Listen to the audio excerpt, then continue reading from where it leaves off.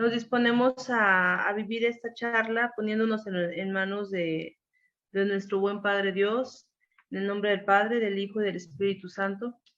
Amén. Padre bueno, que por tu bondad nos has llamado para reunirnos el día de hoy, te pedimos que infundas tu Espíritu en nosotros, que el Padre hable según lo que tú quieras decirnos y nosotros sepamos escuchar lo que tú nos quieres decir. Que así como nos vivimos en comunidad, como nos pides vivirnos en comunidad, sepamos ver tu amor, tu misericordia, ese rostro misericordioso que es incansable, que sepamos recordarlo, que sepamos identificarlo en esos momentos de duelo que hemos vivido o que quizás estemos viviendo. Madre María, tú que eres la mejor conocedora de estos momentos de duelo, te pedimos que abras nuestros corazones, que abras nuestros oídos, para disponernos a escuchar lo que Dios el día de hoy nos quiere invitar y recibir el consuelo que Él nos quiere dar a través de esta charla. Nos encomendamos esta charla y nos encomendamos nosotros con la oración que nos une, con la oración que nos hace hermanos. Padre nuestro, que estás en el cielo, santificado sea tu nombre. Venga a nosotros tu reino. Hágase, Señor, tu voluntad en la tierra como en el cielo. Danos hoy el pan nuestro de cada día. Perdona nuestras ofensas, como también nosotros perdonamos a los que nos ofenden. No nos dejes caer en tentación, y líbranos del mal. Amén. Dios te salve María, llena eres de gracia, el Señor es contigo. Bendita eres entre todas las mujeres, bendito el fruto de tu vientre, Jesús. Santa María, Madre de Dios, ruega, Señora, por nosotros pecadores, ahora y en la hora de nuestra muerte. Amén. Gloria al Padre, gloria al Hijo, gloria al Espíritu Santo. Bueno, pues el día de hoy, como les decía, tenemos una charla acerca de un tema que creo que nadie escapamos. Y para este tema, bueno, hoy tenemos el gran honor y privilegio de tener al Padre Eduardo Sarre Higuines, misionero del Espíritu Santo. Él nació en México, en Ciudad de México ahora. Fue ordenado sacerdote el 15 de septiembre en 1979. Recién cumplió 43 años como sacerdote. Actualmente se encuentra en el templo de Huexotitla, en Puebla, un templo muy bonito, le decía yo.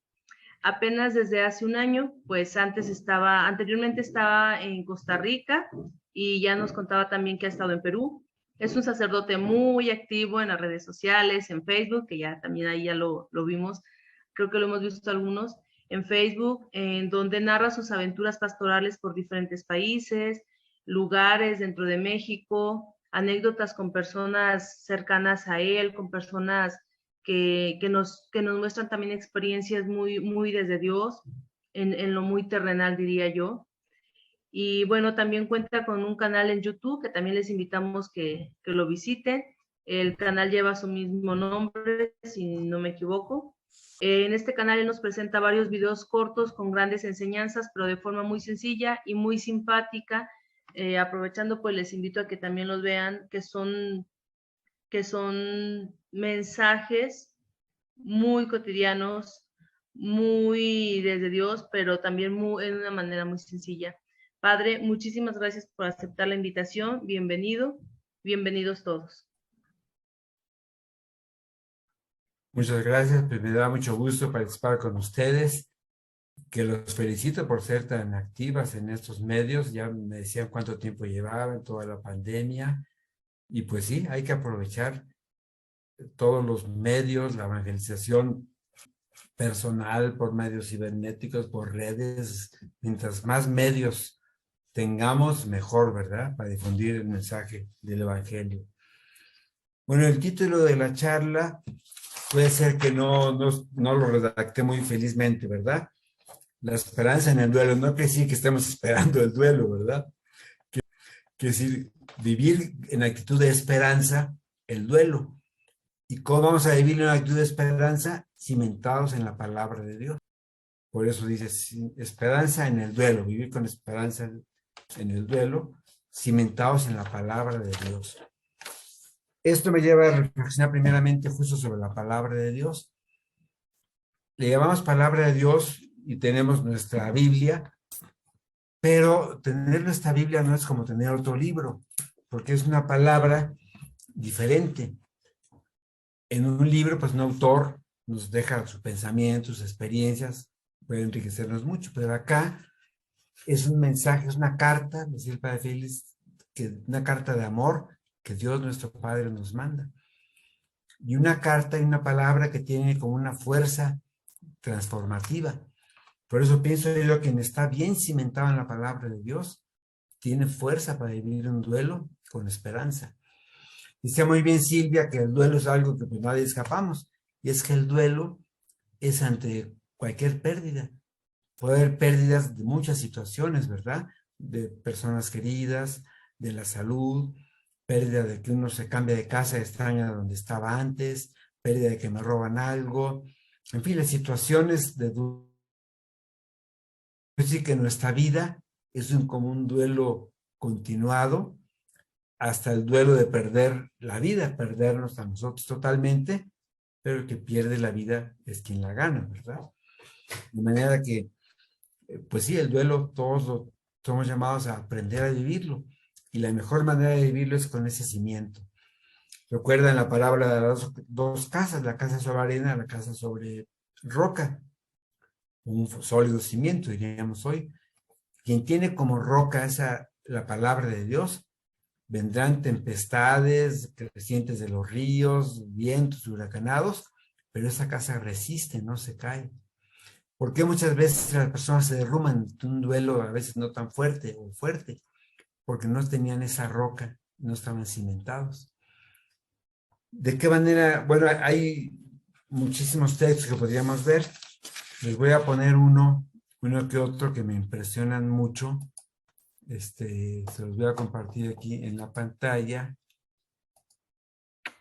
Bueno, antes, ya me estoy adelantando, pero antes, como para calentar motores, planteo aquí una serie de preguntas como para que susciten en nosotros interés, inquietud, relacionadas de alguna manera con el duelo. Dios me manda pruebas y sufrimientos para que me acerque a Él y me convierta.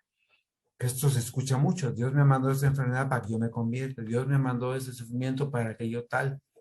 ¿Será cierto eso? En consecuencia, si pensamos que Dios nos los manda, ¿podremos enojarnos con Dios y reclamarle? Y aquí habría otra que después se me ocurrió. Si le reclamamos a Dios, Él se molesta, se enoja, la gente se siente culpable, dicen, yo le reclamé a Dios y siento que Él está molesto, enojado conmigo porque le reclamé. ¿Será que Dios se molesta cuando le reclamamos? ¿O nos ve con ternura como un niño que no entiende y que le está reclamando? Es cierto, también lo que dice mucho la gente, que si no me dieron un trabajo, una persona se queja, ¿verdad? No me dieron el trabajo. Y la muy católica viene y la aconseja, mira, no te preocupes, es porque Dios no quiso que te lo dieran, porque te tiene preparado otro mejor. ¿Será un buen consejo eso? ¿Será cierto que Dios no quiso que se lo dieran y que le tiene otro preparado otro mejor? ¿Qué luces nos da la palabra de Dios? Vamos a verlo ya en varios textos. Una fuerte impresión por sí sola me lleva a la conversión. Por ejemplo, ver un muerto, un milagro, me lleva automáticamente a la conversión. ¿Es verdad que perdonar es olvidar? ¿Está bien decir perdono pero no olvido? ¿Qué recursos tiene una persona para vivir el duelo? ¿Jesús vivió momentos de duelo? ¿Se vive duelo ante qué pérdidas? Ya mencionaba yo, ante muchas clases de pérdidas, todas. ¿Qué explicación conviene dar a quien vive el momento fuerte de duelo, por ejemplo, en un velorio? ¿Qué debo decirle, explicarle a la persona? Si confío en Dios, ¿Él me resuelve los problemas? Ordinariamente, ¿qué situaciones resuelve Dios y qué situaciones no las resuelve? Yo soy llamado a resolverlas. ¿Cómo es una persona con esperanza, una persona sin esperanza? Bueno, es solamente como para provocar ideas, dudas, inquietudes.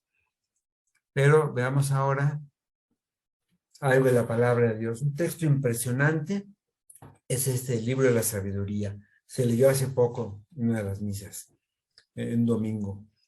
Tú amas todo lo que existe y no odias nada de lo que has hecho, porque si algo odiaras, no lo habrías creado. Nada puede existir y mantenerse si tú no lo quieres.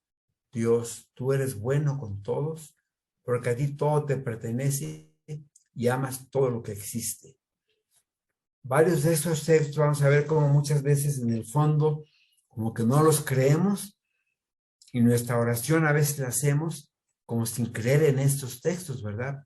Pidiéndole a Dios que ame, pidiéndole cosas que ya no está diciendo Él que las hace, como rogándole como si no lo hiciera, ¿verdad?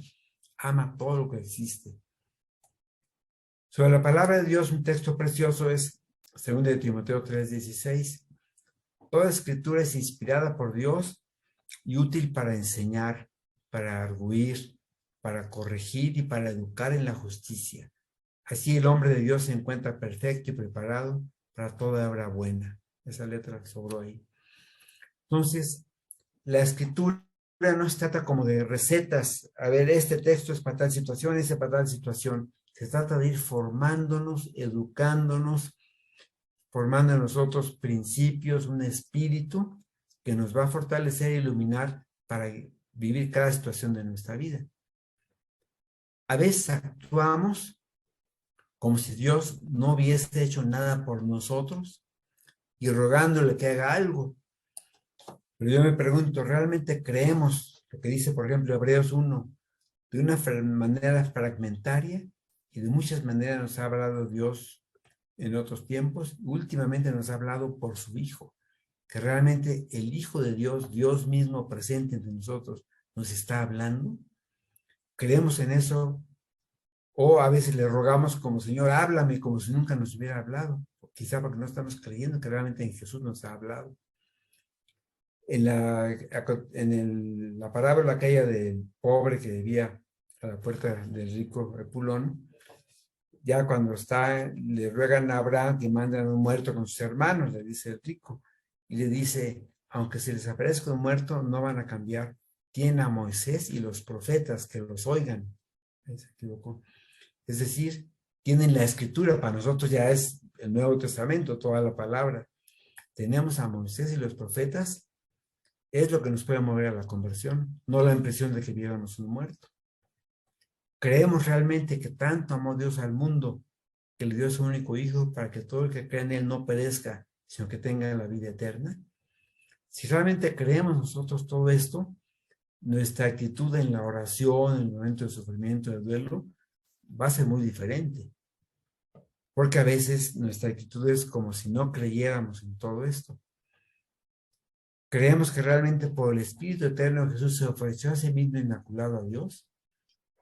Le rogamos que haga pequeñitas cosas por nosotros cuando ha hecho lo más grande, dar su vida, ofrecerse a sí mismo por nosotros. ¿Creemos realmente que nosotros podemos completar la pasión de Cristo? Completo en mi carne en la Escritura tiene sentido en mi debilidad humana, lo que falta a la pasión de Cristo. No solo pensemos en el sufrimiento, lo que apasionó a Cristo, que fue la voluntad del Padre y el reino. Y dio la vida por esa pasión. Entonces, completo en mi carne lo que falta a la pasión de Cristo, lo que falta por lo que Jesús vivió apasionado. Creo en este llamado y soy capaz de vivir momentos de sufrimiento, de duelo, de desprendimiento. ¿Es completar la pasión? ¿O nomás pido al Señor que me consuele, que me quite mi sufrimiento, que me quite el dolor un poco egoístamente? ¿O realmente digo, voy a vivir esta misión que Dios me ha dado? Fe es creer todo esto, más que creer que Dios quiero que me solucione mi problema concreto que tengo ahorita. ¿No habrá cierto egoísmo en nuestra oración? Señor, solucioname esto que yo necesito ahorita, sin ver todo lo que ha hecho y hace por nosotros, todo lo que nos da.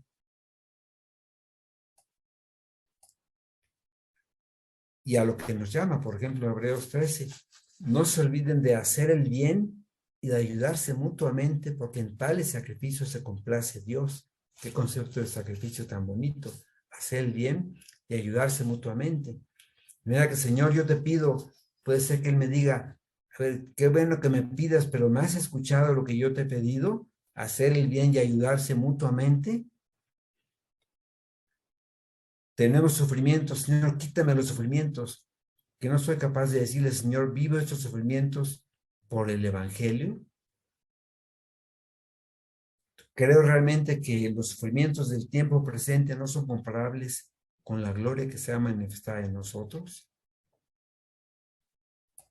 Y lo dice de otro modo en Corintios. En efecto, la leve tribulación de un momento nos produce sobre toda medida un pesado caudal de gloria eterna. A cuantos no ponemos nuestros ojos en las cosas visibles, sino en las invisibles, pues las visibles son pasajeras, mas las invisibles son eternas. ¿Somos capaces de poner nuestros ojos en las cosas invisibles o solo en las visibles queriendo que Dios venga a cambiarlas? Es muy grande toda la enseñanza donde Job no maldice nunca a Dios, maldice el día que nació. Pero ese cuestionamiento que el autor de ese libro enfrenta es muy profundo. Pensaban, la doctrina llamada de la retribución, que Dios castigaba en esta vida a quien hacía el mal, a quien pecaba, y premiaba a quien hacía el bien. Eso piensan los amigos de Job, y llegan y le dicen, mira, todas estas desgracias que te pasaron son porque eres un gran pecador y Dios te está castigando. Y Job, el autor, porque este es un libro que es como una parábola, no es un hecho histórico, que el diablo esté en reunión con Dios y eso, ¿verdad? Job responde ahí, esto no es castigo de Dios. Está bien que soy pecador, pero esto no es un castigo por mis pecados. Ya desde Job se nos ilumina eso, que mucha gente sigue todavía sin asimilarlo, ¿verdad? Sigue pensando, es que Dios me está castigando por lo que yo hice, por lo que está mal en mi vida. Bueno, una manera de enfocar, esto es como una fundamentación de decir, la palabra de Dios nos da suficientes y sobreabundantes luces para que los momentos de duelo podamos vivirlos en esperanza. Tenemos motivos de sobra para esa esperanza, pero quizá a veces no los hemos escuchado, no los hemos hecho vida, no hemos creído realmente a todos esos motivos que nos da y que realmente en la palabra de Dios tenemos esa roca, ese cimiento que nos hace capaces de vivir. Pensemos en los mártires, fueron capaces de vivir el martirio. ¿Por qué? Porque tienen esa fe firme. Fueron capaces de grandes cosas, ¿no? Y no solo los mártires que hayan dado la vida en un momento, los mártires que han vivido una serie de situaciones difíciles en muchos momentos de su vida. Bueno, viniendo como a cosas prácticas, después de poner este cimiento de que la palabra de Dios nos da la esperanza, se me ocurrió en unos videos que hice sobre el duelo, poner como 3 escalones. Es como una escalera que tiene 3 escalones. Primero necesito subir al primero. De ahí eso me capacita para vivir al segundo, y luego el tercero. Esto me gusta el Papa, como en muchos campos habla ahí de la ley de la gradualidad. Yo a veces lo acostumbraba a llamar la ley de la escalera, como diciendo, Dios me pide, no ahorita que ya estoy yo elevadísimo, me pide que dé un pequeño escaloncito que es posible para mí, que yo puedo perfectamente. Una vez que suba ese escaloncito, le pediré a Dios que suba otro, y así. La escalera es un gran invento. Fíjense cómo con muchos pequeños esfuerzos subo a una altura que sin la escalera no lograría dar un gran salto. Entonces, ese mismo invento, nos dice el Papa, hay que darlo en nuestra vida, la ley de la gradualidad. ¿Cuál sería el primer escalón, en este caso el duelo, que nos va capacitando para vivirlo? Este primer escalón le llamo ampliar el horizonte. Dios nos crea para la felicidad. La vida es un regalo para gozar. Podemos amar, establecer relaciones personales. Por tanto, ver nuestra vida de manera amplia, no nada más ver, ahorita me pasó esto a mí, ¿por qué a mí? Preguntarme, ¿verdad? ¿Por qué me pasó esto? Viendo solamente ese puntito de mi vida, ver el conjunto. Somos hijos, criaturas de Dios, llamados a la felicidad, con tantos dones que recibimos, comenzando por la vida, claro, y con ella, cuántos dones que recibimos de Dios. Por lo tanto, con el don de la libertad, eso me puede llevar entonces a aceptar las grandezas y las limitaciones de la creación y las de mi vida. La grandeza y la limitación de ser un ser humano dotado de libertad, por esa libertad capaz de amar, capaz de relacionarme con otras personas y sobre todo de relacionarme con Dios. Si yo acepto eso positivo global, que es ser criatura libre, llamado a vivir como hijo de Dios en relación con Él, podré aceptar también consecuencias de ese ser criatura y ser libre, consecuencias dolorosas, negativas. Pues si yo solamente veo la muerte, la enfermedad, lo negativo, lo problemático, pues me encierro en eso, me obsesiono con eso, me pregunto por qué eso, pero dejo de ver el conjunto, dejo de ver el horizonte amplio de los grandes dones y regalos de Dios. ¿Por qué hay muchos sufrimientos? Bueno, porque son parte del don maravilloso de la vida y de la libertad. Si yo quisiera que Dios me evitara cualquier problema que viene de la libertad mía o de los demás, ya tendría que hacerme una captura que no soy libre, por lo tanto no soy capaz de amar, de relacionarme personalmente con Dios y con los demás. De manera que ampliar el horizonte me lleva a ver todo lo positivo, pero que tiene sus consecuencias también, porque somos limitados y usamos mal nuestra libertad, tiene consecuencias también de sufrimiento. En el momento de ese sufrimiento no voy a ver solo eso, voy a mantener mi visión grande de todo el horizonte. Es como cuando subo a una montaña y veo una ciudad enorme, la veo desde arriba, la veo en su conjunto. No me quedo viendo solamente el puntito negro, ¿verdad? Pero ese es el primer escalón.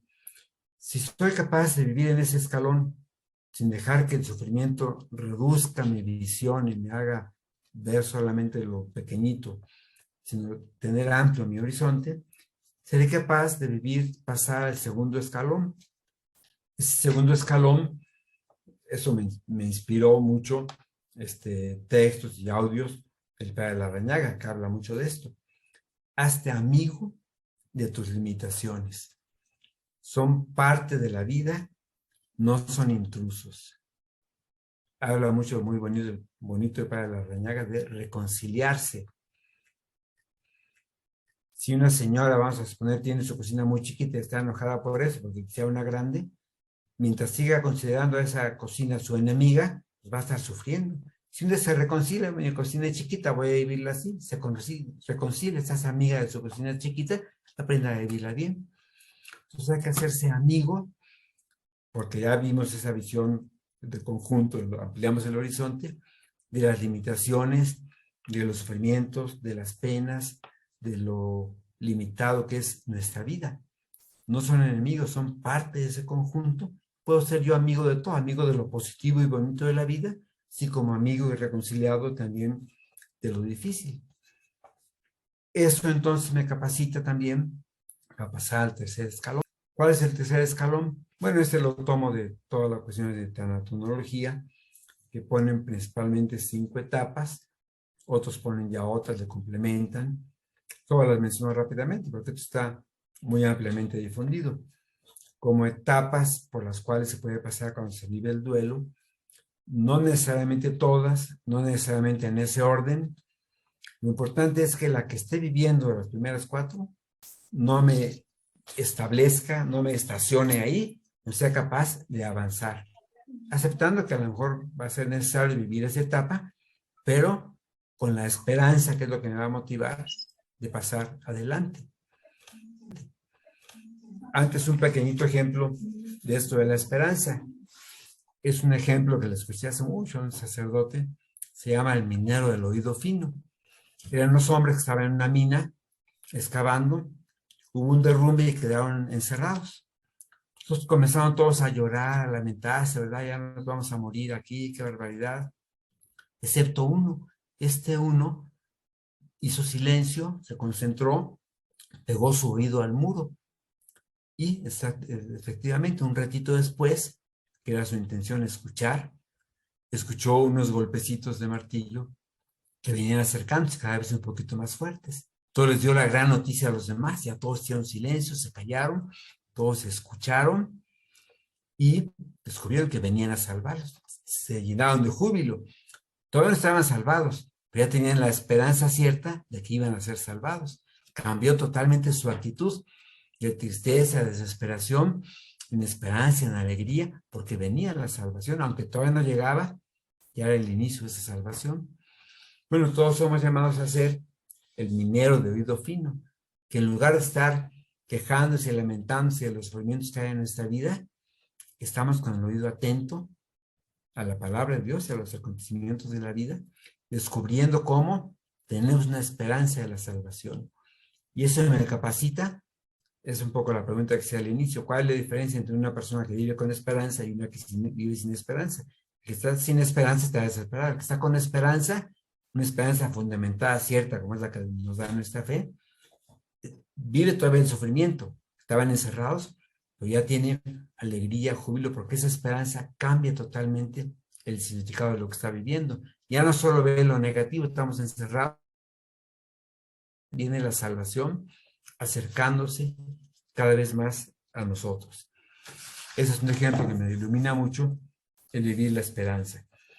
Entonces hay que vivir estas 5 etapas con la esperanza.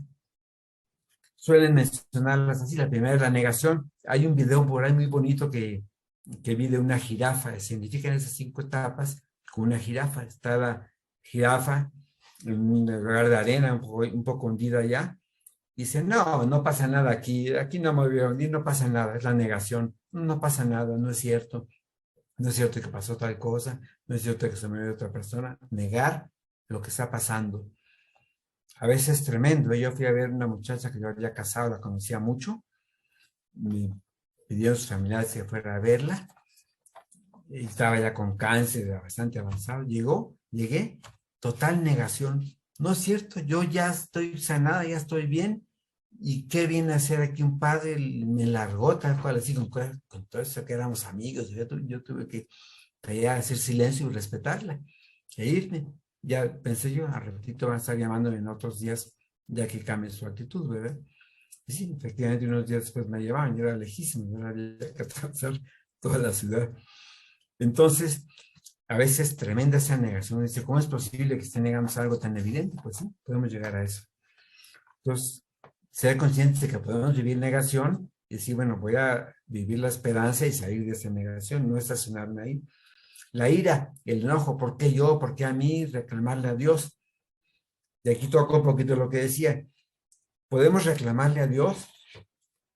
Yo tengo una solución para eso, porque veo esto, que las personas le reclaman y luego viene la culpa. Ay, me acuso de que le reclamé a Dios. Se sienten culpables. Pero si dicen, no, no voy a reclamarle, entonces se aguantan, se reprimen. ¿Cuál es la solución? Yo la encontré así. Contarle, no reclamarle, pues sí contarle. Mira, Señor, yo me siento, te cuento, te platico como a un amigo con confianza, que yo me siento desesperado, como si no me escuchara, me siento como abandonada. Yo sé que no, pero así me siento, te lo cuento, te lo platico. Entonces, en el fondo, no estoy reclamándole para después sentirme culpable. Pues estoy como desahogándome, Señor, yo siento esto, te lo cuento, te lo digo a ti con confianza, no porque te esté reclamando, pero te quiero compartir cómo me siento. Entonces puede ser un modo de oración, pues muy bonito en esos momentos de ira. Para de alguna manera sí desahogar la ira, porque las personas que le reclaman a Dios, en el fondo no es con Él, en el fondo es una manera de reclamar, de desahogar la ira. Pero cuando llegamos a reclamarle, yo pienso, ¿qué siente Dios? Yo no veo que Dios se quede enojado con la persona porque le reclamó, ofendido. No, Dios dice, ay, pobrecitos hijitos míos, están tan cieguitos que no ven todo completo, están enojados, nos comprende, le da ternura más bien, le da compasión, le da ternura. De verdad que cuando le reclamaba no es que Dios se quede enojado, como si fuera un humano que le reclamé y se queda resentido. No, le da mucha ternura, dice, pobrecitos, nos quiere consolar cuando tenemos eso, ¿no? Pero que lo mejor es, si ya le reclamé, saber, ¿no? Dios le da ternura a eso, pero lo mejor es decir, le voy a contar, sin llegar a reclamarle. Entonces, en la ira podemos caer en eso, en reclamarle a Dios, pero mejor desahoga tu ira contándole. Negociación Señor, si tú me concedes esto y aquello, yo voy a ir a misa todos los días de mi vida, voy a rezar esto, esto y esto. La negociación, tratar de arreglar por esa manera el sufrimiento que estamos teniendo, ¿verdad? Hay que ser capaz de decir, bueno, Señor, yo fundamentado y en tu palabra y con la esperanza, no te voy a negociar, yo creo en ti, todo lo que has hecho por mí. La depresión, otra posible, ahí claro, hay que acudir a muchos medios, si es que se llega a apoderarse de nosotros, a salir de esa depresión, pero cuando hay los primeros signos, hay que estar atentos para no dejarla que nos invada. Ahí tengo varios videos también como de conseguir prácticos sobre la depresión. Todo con la finalidad de que lleguemos a la aceptación, a ese ser amigo de la situación que estamos viviendo. Entonces, estos son 3 escalones que me parece que nos pueden llevar a vivir las pérdidas. Y de esa manera la pérdida la integro como parte de mi vida, no la niego. De aquí toco esa frase que la tomó como lema o como título un grupo de personas que están viviendo en duelo en Costa Rica, que se reunieron. Curiosamente, mientras estuve allá no conocí este grupo. Una vez que me vine a México, por correo me contactaron y me puse en contacto con ellos. Me llamó la atención el nombre del grupo, se llama Perdonar sin olvidar. Conscientes de que hay situaciones tan dolorosas que nunca las voy a olvidar. Si yo estoy pensando que hasta que la olvide estoy perdonando, estaré condenada a nunca poder perdonar, pero nunca la voy a olvidar. Hay gente que carga con un peso de culpa tremendo a veces durante años, que dicen, pues tuve tal situación, tal ofensa, y no he perdonado. Y llevo años sin comulgar ni acercarme a Dios porque siento que no he perdonado. ¿Cómo sabes que no he perdonado? Que no has perdonado porque sigo con enojo. ¿Y tú le deseas el mal a esa persona? No, yo hasta pido por esa persona, entonces ya perdonaste. Si estás deseándole el bien y estás pidiendo perdón por esa persona, estás queriendo, estás tomando la decisión de querer el bien para esa persona, aunque tengas enojo. Entonces, el perdón es la decisión de querer el bien para la persona, renunciando a aquello que te llevaría simplemente el enojo. Por el enojo puede ser que tú digas, tengo deseos de ahorcar a esa persona, pero decido no ahorcarle, decido desearle el bien. Ahí está el perdón ya. Puede ser que el enojo siga. Entonces, la solución no está en decir hasta que olvide, perdoné. No, aunque siga recordando, yo renuncio a hacer el mal, decido hacer el bien. Ahí está el perdón. De esa manera entonces estoy perdonando sin olvidar. He integrado eso que me ha pasado como parte de mi vida. No lo niego, no lo rechazo, soy amigo. Puede haber todavía un dolor, claro, pero no hay una culpa de que no haya yo perdonado. Eso es parte de mi vida, que se ha integrado en mi vida de manera amable, amistosa, y no como queriendo rechazarlo hasta que yo lo logre rechazar y deshacerlo de mi conciencia, voy a estar en paz, ¿no? Aprende a estar en paz, aunque sigas recordando esa situación. Es aprender a vivir la etapa presente. Me ilumina mucho esto. La vida tiene etapas y hay que saber vivir cada etapa, saber pasar a otra etapa diferente, sin querer estar apegado a la anterior. Aprendo de la anterior, saco aprendizajes, lecciones, me las traigo conmigo, claro, pero me desprendo, suelto esa etapa, no le traigo el aprendizaje. Y aprendo a vivir y abrirme a una etapa nueva, con lo que tiene de novedad. Y todos iremos pasando muchas etapas, de la primaria, del kinder a la primaria, a la secundaria, etcétera, en los estudios. El que se cambió de casa pasa a otra etapa de mi vida. Cuando ya fallece un ser querido, pasa a otra etapa. Toda la vida vamos a pasar a nuevas etapas. Entonces, la sabiduría de saber cambiar de etapa, aprovechando lo positivo de las anteriores y lo valioso, pero abriéndome a la nueva etapa con la sabiduría que he ido teniendo ya. De manera que es aprender a vivir la etapa presente diferente a las anteriores y querer que sea igual que la otra, con sus riquezas, no solo con sus límites. Encontrar en eso paz y serenidad. Fíjense que puede haber paz y serenidad, que no significa que no haya sufrimiento. Puede haber sufrimiento, pero en paz y serenidad. Uno lo ve, por ejemplo, en los velorios, como hay personas que están sufriendo con desesperación, con desesperanza, con mucha angustia. Y veo una persona que están sufriendo, pero con paz, con serenidad, generalmente fundamentados en su fe y esperanza. Entonces, vivir cada etapa en paz y serenidad, soltando las anteriores, abriéndome a las nuevas. Es una aceptación sana de la realidad, reconciliado con ella. Esto es salud, diríamos, de la persona, pero podríamos dividir diciendo salud espiritual, porque estoy unido a Dios en esa aceptación de mi realidad, es llevar mi cruz, y es sano psicológicamente. En el fondo, bueno, es algo sano en la persona, tanto en su dimensión de relación con Dios, espiritual, como en su dimensión personal, psicológica, de relación con los demás. Entonces, vivir reconciliado con la realidad, lo cual es de lo más sano. Eso me da una fuerza de voluntad para levantarme. Alguno de los medios, digamos, para no quedarme estacionado en la depresión. Saber levantarme cada día, levantarme anímicamente y físicamente, ¿verdad? Levantarme, hacer ejercicio, no aislarme, fomentar las auténticas amistades y atrayentes. A veces es muy sano tener un hobby. A veces en las personas, cuando tengo tentación, me pongo a rezar. Le digo, está bien que reces en algunos momentos, pero también puede haber medios que Dios te da como persona que tú puedes tener acceso, no nada más de oración, además de un hobby sano, bueno, que te entretenga, que te ocupa, que te desarrolla mentalmente, que te hace creativo, puede ser muy sano. Saber vivir solo o con otros, ni sea un aislado que no me relaciono, ni sea uno que necesito estar relacionándome siempre.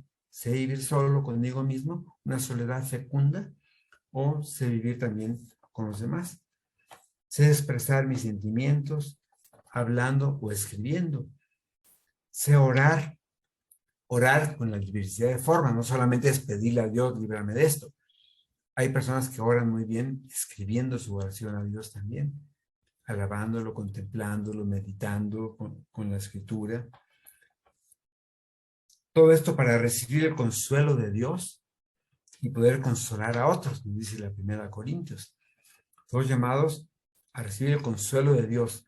Consuelo que no solamente es ya no sufras, a veces sigues sufriendo, pero un consuelo en paz, en serenidad, un consuelo fecundo, un consuelo de presencia de Dios.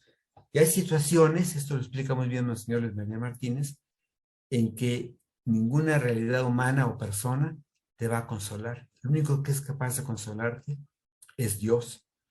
Pues no va a ser el consuelo sensible que esperamos de los humanos, de apapacho, va a ser un consuelo más profundo que le da sentido al momento que estás viviendo, te lleva a unir ese momento a Cristo y a hacerlo fecundo. De manera que a veces pues, queremos un consuelo un poco egoísta, es un consuelo en la entrega, en la donación a los demás. Saber vivir agradecido con Dios, no enojado.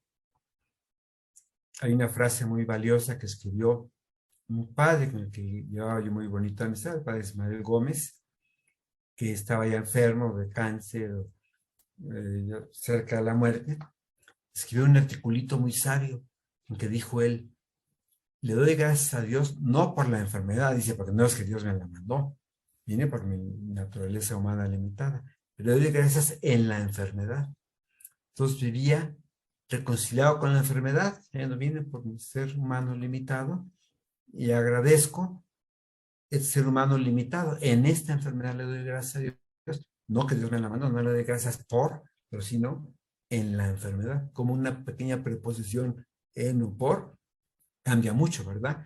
Es como cuando también dando un ejemplo de preposiciones, cuando decimos el temor a Dios o el temor de Dios. Temor a Dios es tenerle miedo, eso no se quiere. Temor de Dios, temo apartarme, temo ofenderme, porque a veces repetimos en el examen de responsabilidad, ¿verdad? Dichoso el que teme al Señor. Se refiere al temor del Señor, no al temor al Señor. Bueno, en fin, son diferentes medios, dormir, descansar, tener metas y objetivos, otra cosa muy concreta y muy práctica, para no estacionarme en las etapas de la tanatología. Hacer algo por los demás, sin encerrarme solamente en mí. hablando de etapas, déjenme ver cómo anda el reloj para vivir bien esta etapa, pero también la siguiente, ¿verdad? No comerme la siguiente. Y iba a pasar de como esos que dicen, cuando comienza a hablar un padre, ¿qué están esperando las personas? Que termine, dicen. O aquel padre que le decían el Padre Eterno, porque hablaba tanto que nunca terminaba. O ese dicho medio grosero, pero muy real, que dice, misa larga y sermón de duración, mueve más la cola que el corazón. Bueno, aquí no se va a dar eso, ¿eh? Bueno, comentando algunas de las preguntas iniciales, alguna que otra ya la comenté, pero por ejemplo, esta mentalidad que aparece en algunas de las preguntas, de que Dios me mandó esto, o sea, Dios está moviendo todo. Si ahorita se murió mi abuelita es porque vino Dios y quiso ahorita llevársela. Dios intervino directamente para llevársela. Me enfermé, Dios vino a darme esta enfermedad. Ver a Dios actuando en todo lo que pasa directamente. Claro, no hay nada que suceda sin que Dios lo quiera, ciertamente, cierto, ¿verdad? Por cierto, una vez puse una prueba que a lo mejor te la puedo volver a poner. Les dije yo, el que encuentre un texto bíblico que habla de que no cae la hoja del árbol sin la voluntad de Dios, los dos elementos, hoja del árbol y voluntad de Dios, le regalo esta Biblia. Pues a nadie se la regalé, después les digo por qué a nadie se la regalé. Entonces, algunos tal vez por ahí les tocó estar ahí. Entonces, Dios está en todo, Dios actúa en todo, pero Dios actúa como de acuerdo a la naturaleza de las cosas.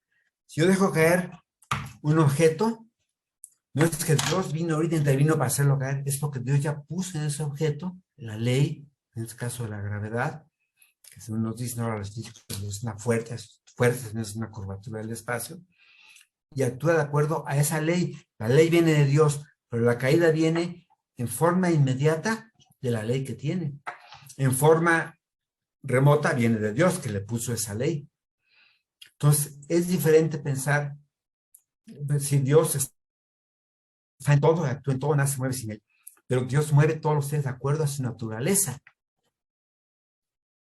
Esto hace posible entonces que tengamos un concepto del cual habló el Concilio Vaticano II, pero que es poco conocido y poco aplicado a la vida, sobre todo con esa mentalidad.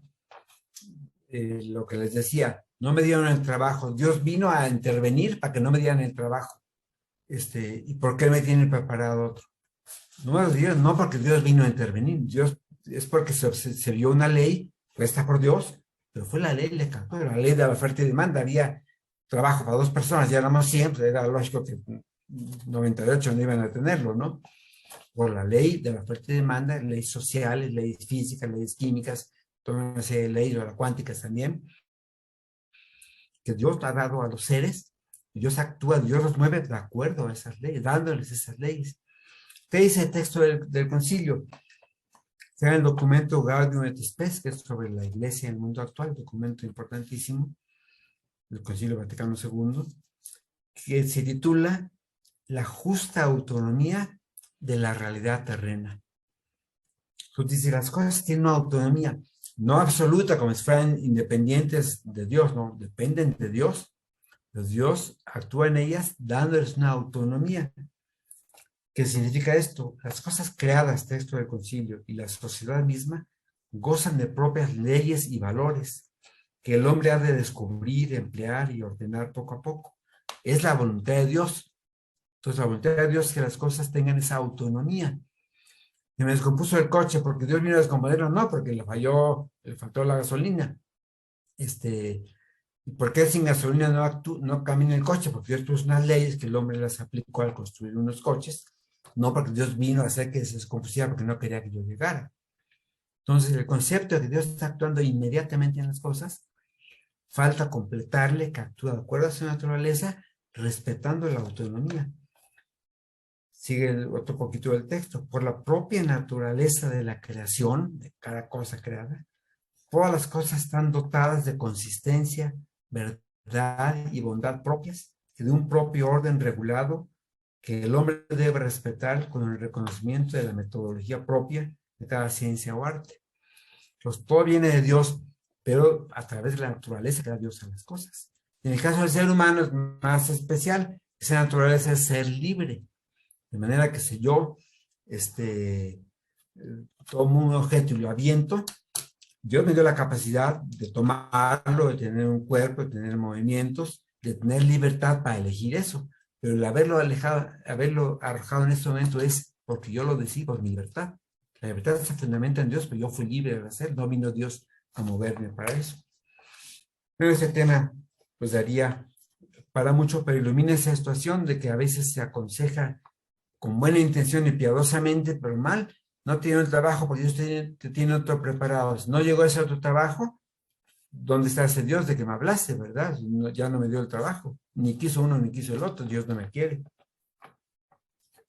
Bueno, algunas de las otras preguntas que podemos iluminar un poco, ya toqué la de perdonar, si perdonar es olvidar.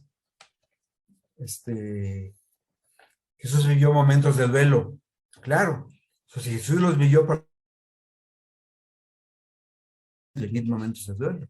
Y propio de la naturaleza humana es vivir todo lo positivo que tiene, pero también los duelos. De Jesús dijeron que estaba loco. Vive el dulce duelo, sus mismos familiares dicen que está loco. El duelo de ser rechazado. Pasó por San María y no quisieron recibirlo. Se llenaron de ira y lo arrojaron fuera de la ciudad, dice Lucas 4:28.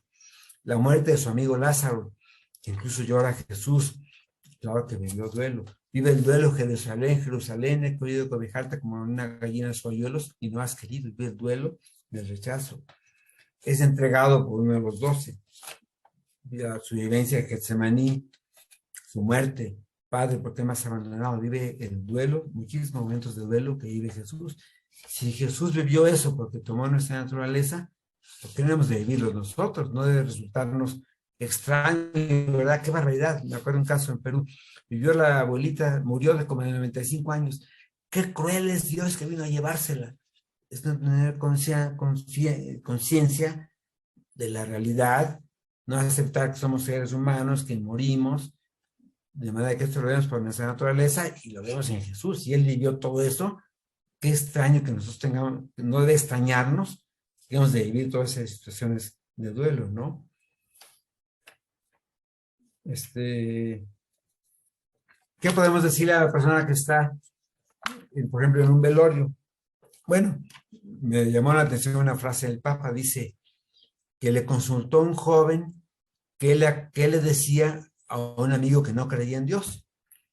Entonces uno piensa que el Papa le dijo a este joven, oye, dale este o este consejo, convence, ¿no? El Papa, ¿saben qué le dijo? Dijo, no le digas nada, vive tú, sé coherente, nada más, pero no le digas nada, ni lo vas a convencer ni te va a escuchar.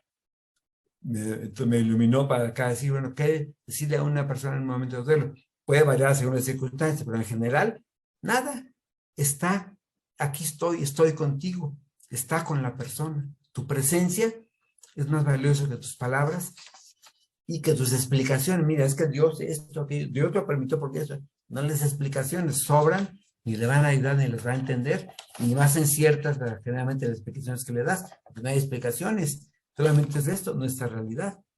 Entonces, no le digas nada, con tu presencia es lo mejor que puedes darle a esa persona. Bueno, pues creo que más o menos la mayoría de las preguntas con que provoqué al principio se han tocado.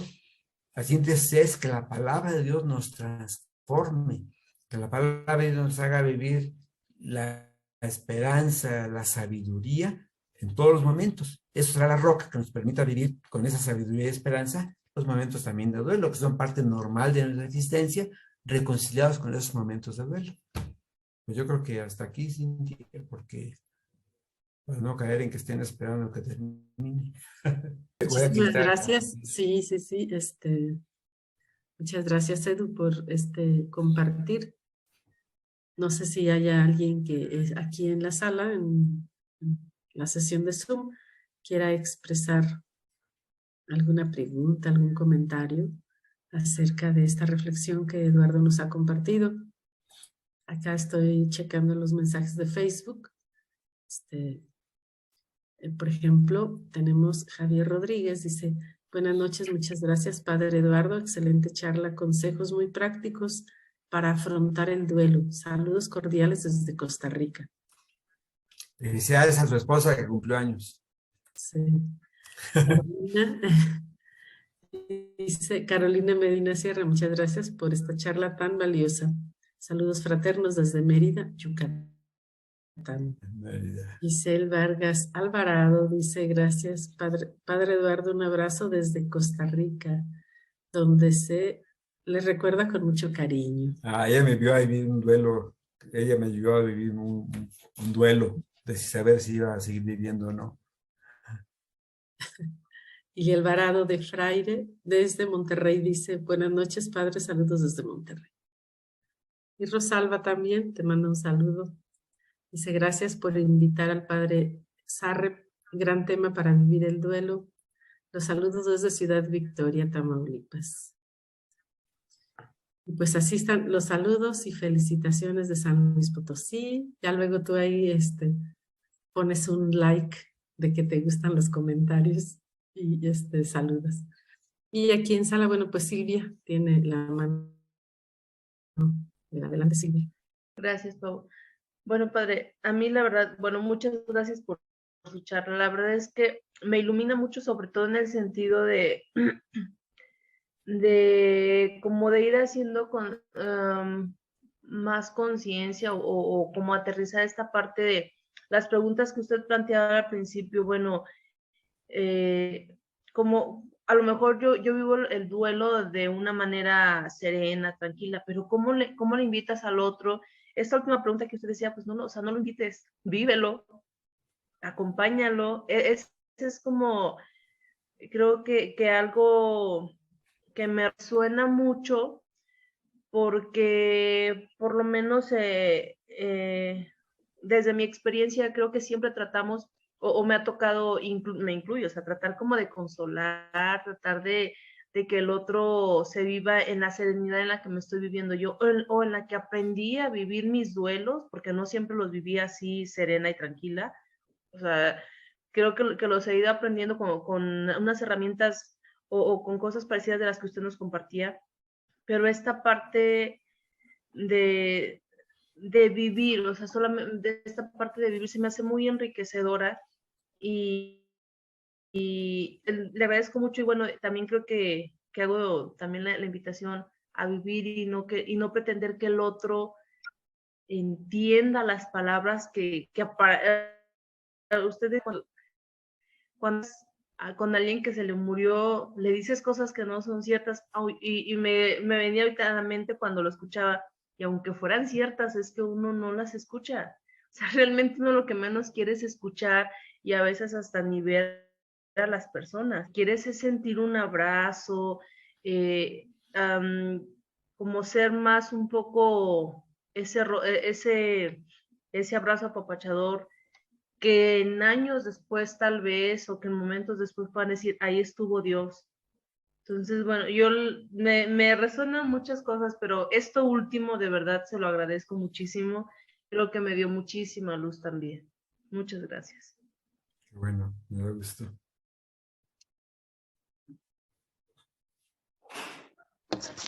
Sí, yo también quisiera compartir, bueno, decir cuánto me es grato y me ilumina mucho el saber que no somos así unos muñequitos que Dios nos va moviendo, ¿verdad?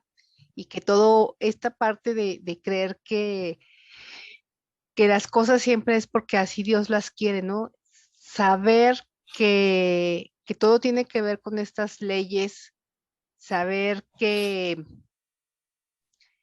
pues también tiene que ver con nuestra libertad, ¿no? Porque sí es como muy común decir, ay, bueno, es que, digo, este año mi mamá le ha ido medio mal de salud, y entonces, por ejemplo, pues primero le dio una trombosis y como en cuando se estaba recuperando se cae y se fractura el tobillo, y entonces eso sí ya la hizo estar en reposo. Dicen, ay, sí, es que Dios te lo mandó para que ya reposaras, ¿no? Decir, no, o sea, sí le sirvió, que una vez que se cayó y que ya ahora sí no podía caminar, reposó, y eso hizo que se recuperara mejor de la trombosis, ¿no? Pero no es que Dios lo haya mandado, aunque sea para que descansara, ¿no? Es decir, pues tú no te fijaste y te tropezaste, ¿no? O sea, ahí estaba la banqueta y si tú no pusiste atención, pues esto fue lo que pasó, ¿no?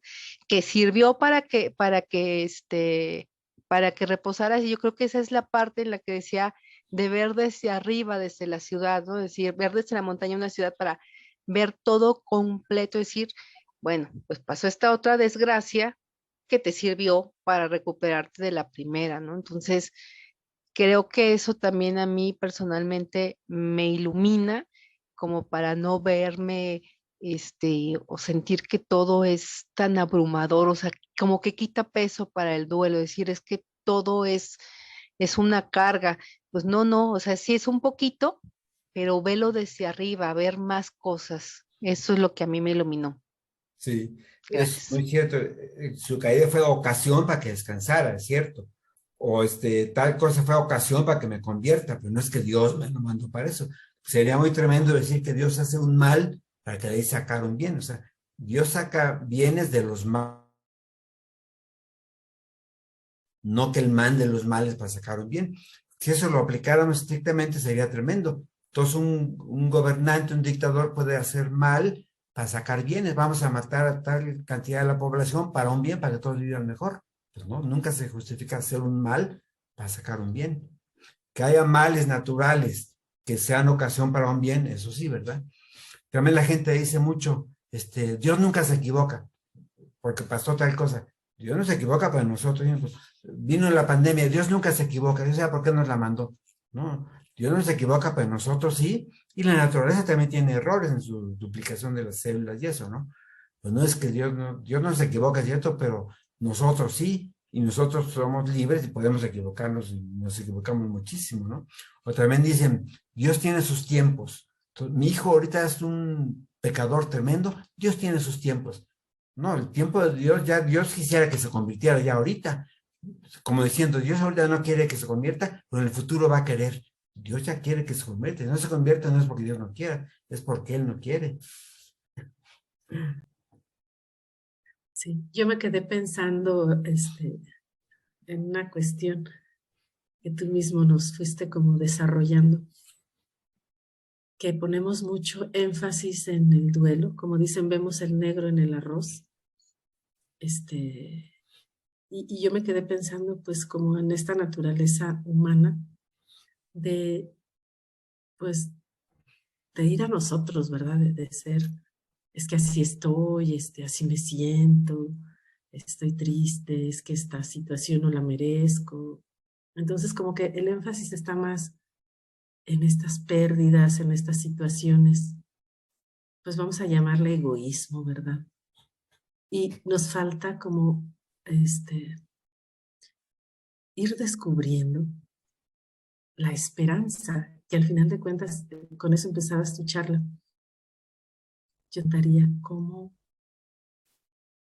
en estas situaciones, bueno, en este mundo, ¿verdad? A veces que ponemos más énfasis en lo que no es un proyecto de Dios, sino que es más bien una perspectiva humana, ¿cómo hacer para que la esperanza la podamos compartir más? Por ejemplo, en la familia de la cruz, por ejemplo, los cristianos bautizados, dado que es una virtud teologal, pues es algo que ya es inherente en nosotros, algo que, como el combo, ¿no? Cuando vas a comprar y te ofrecen el combo, pues nosotros, Dios nos ha regalado desde nuestro bautismo la fe, la esperanza y el amor, pero seguimos como empecinados o con esta tendencia, pues, al duelo, a la desesperanza. Bueno, el duelo es un proceso normal, ¿verdad? Pero ya como clavarnos ahí o quedarnos ahí estancados, que también en algún momento dijiste en tu charla. Pero yo, no sé, desde tu experiencia como sacerdote, lo compartía Silvia en tu presentación, llevas muchos años pues acompañando estas personas, o muchas personas, creo que en muchas situaciones, aún en el sacramento de la confesión. No sé, como qué consejo nos darías ya como, pues como familia de la cruz en esto, más como en recuperar o en vivir más desde la esperanza y como transmitirla más. Y a lo mejor pues como alguna práctica. Bueno, hay muchas, ¿verdad? Pero ahorita tú nos presentabas unos textos bíblicos, pues a lo mejor también como estos recursos, ¿no? Estar más cercana a la palabra, a los sacramentos, no lo sé, pero en tu experiencia como sacerdote, Eduardo. Bueno, a mí la imagen de la planta me ilumina mucho. Hice un video que me gustó mucho sobre eso, en donde llega uno, bueno, eso yo estaba un personaje con una planta y quiero que dé fruto. Y la jalo y la rompo queriendo que dé fruto. Ya después de un proceso de conversión y de cambio, llego y comienzo a regar la planta. Pues yo no puedo querer que una planta, ya ahorita necesito una manzana, dame una manzana. No, tengo que estarla alimentando, dándole agua, sol, todo lo que necesita para que dé manzanas y en un momento dado puedo tener una manzana. Yo no puedo como forzarla, exigir que en ese momento, ¿verdad? Entonces, pues para mí lo importante es eso, los procesos de alimentación de la planta, alimentación de la fe, esperanza y caridad. Proceso que como humanos, digamos, nuestra vida es un proceso lento muchas veces, está alimentando esas virtudes con la palabra de Dios, con la formación, con la experiencia comunitaria, aunque también eso es nuestra parte. Por la parte de Dios y de los demás a veces se llevan unas sorpresas porque ve uno que una palabra, hay una anécdota muy bonita, esta me la contaba mi papá antes de que yo fuera sacerdote de niño, me contaba así ejemplos, este es muy bonito. Era un predicador que sentía lo máximo, ¿verdad? Decía, cuando yo hablo la gente se convierte y hago maravillas, ¿no? Entonces le dio un sermón ya en donde la gente lloraba y lo felicitaban, le aplaudían, ¿no? Y llega un señor y le dice, oiga padre, quiero agradecerle porque yo a raíz de su sermón quiero convertirme. Y el todo soberbio, ¿cuál fue la palabra que más te impresionó para que te convirtieras?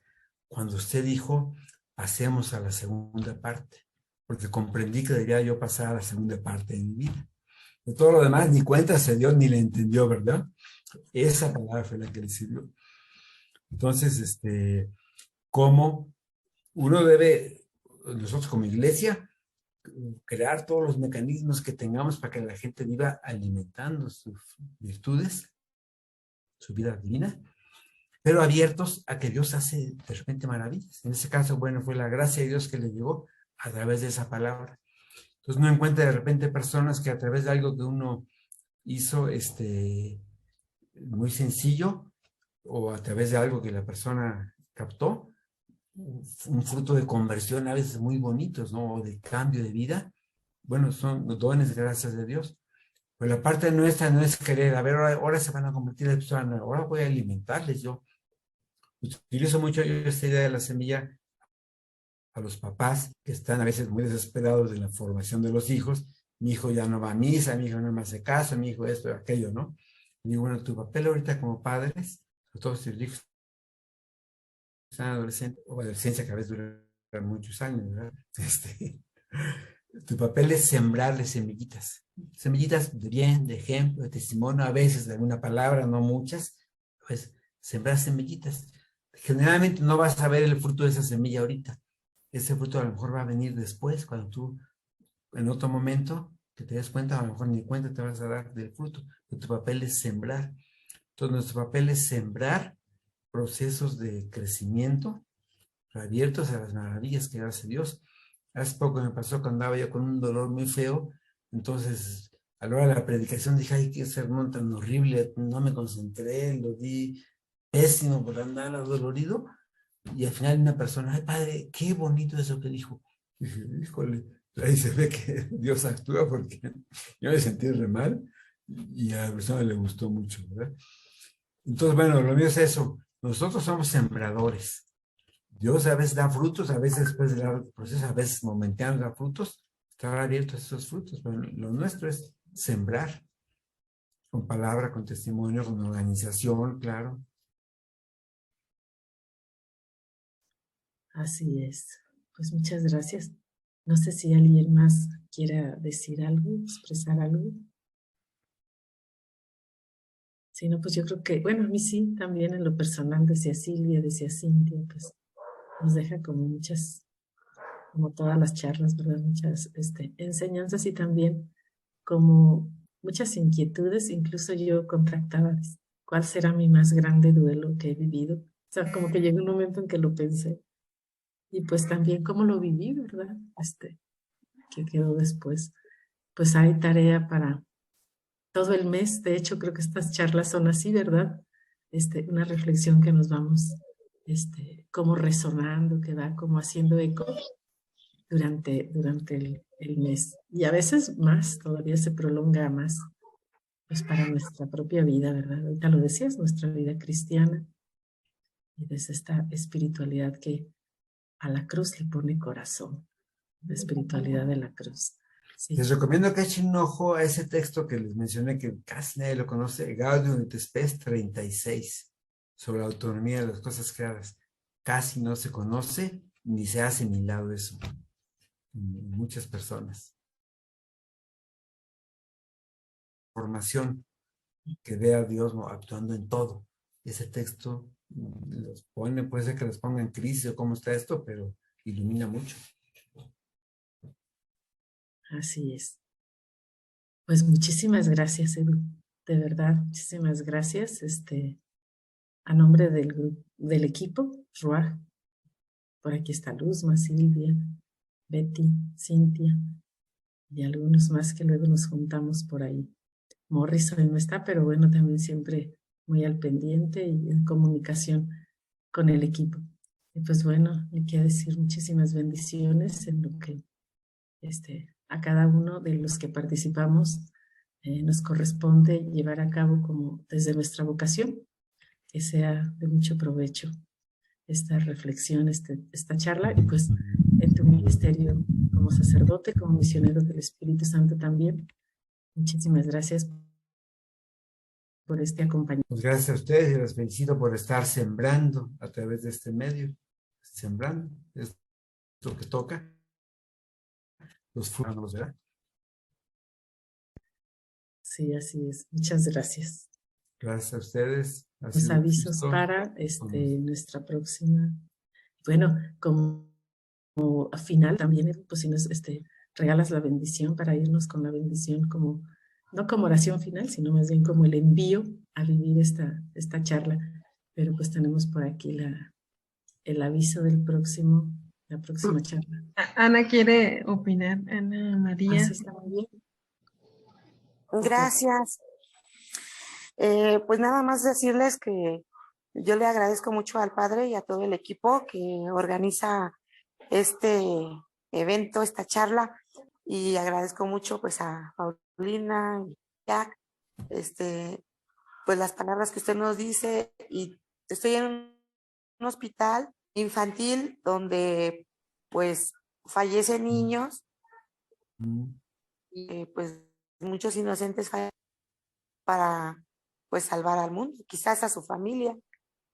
Y la familia a veces con lo que platico nos dicen que no se escuche, llevo a su hijo, y con ese sentimiento de enojo que usted nos da, en esa depresión que usted nos decía, pero finalmente cuando uno les dice que Dios existe y que sí, aunque se haya llevado a su hijo, él va a estar bien allá, algún día nos vamos a reunir en la casa del Padre, y pues que